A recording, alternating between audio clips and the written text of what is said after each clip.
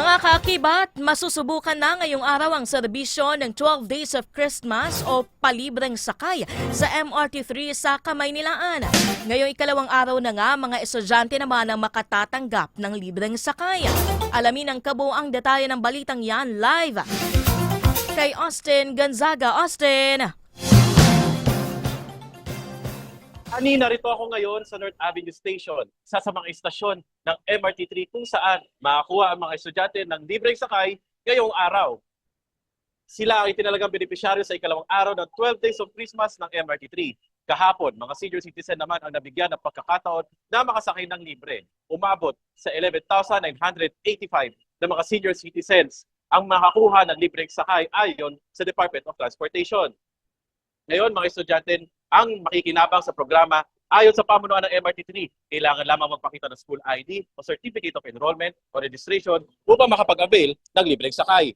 Samantala, ani nilinaw ng DOTR MRT3 ang mga alituntunin at schedule ng mga benepisyaryo sa 12 Days of Christmas na tatagal hanggang December 25. Bukas, December 16, mga OFW at kanilang mga pamilya ang makikinabang sa libreng sakay at hindi na kailangan magpakita ng ID. Sa December 17, mga guro at healthcare workers naman na kailangan magpakita ng ID mula sa kanilang paaralan o pinagtatrabahuhan. Sa December 18, mga persons with disabilities o PWD na kailangan magpakita ng PWD ID na inisyu ng LGU. Sa December 19, mga empleyado ng pamahalaan na kailangan magpakita ng agency ID. Sa December 20, mga kababaihan naman na makikinabang sa libreng sakay at hindi na kailangan magpakita ng ID. Gayon din sa December 21 para sa mga pamilya, kahit ilang miyembro na hindi na rin kailangan magpakita ng ID. Sa December 22, mga solo parents at miyembro ng LGBTQIA benepisyaryo, ang mga solo parents ay kailangan magpakita ng solo parents ID. Samantala, para sa mga miyembro naman ng LGBTQIA ayon kay Transport Secretary Giovanni Lopez, hindi na kailangan magpakita ng anumang dokumento o ID upang makapag-avail ng libreng sakay.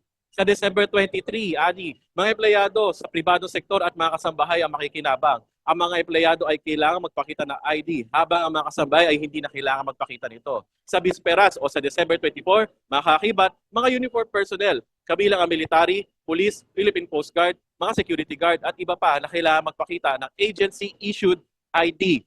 At sa December 25, lahat ng mga pasahero ay makakasakay ng libre sa MRT3. Hindi lamang sa MRT3 ito pinatutupad, kundi pati na rin sa LRT1 at LRT2.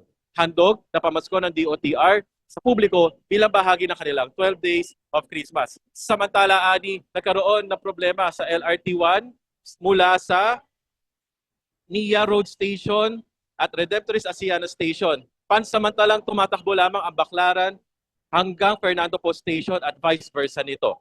Balik sa iyo, Ad.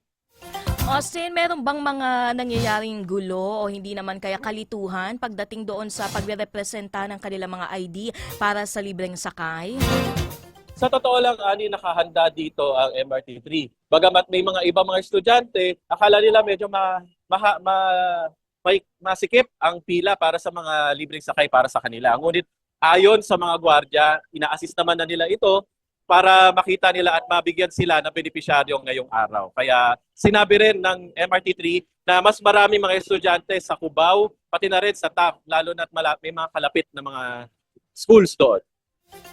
Maraming salamat sa detalye ng ulat, Austin. Ingat ka dyan.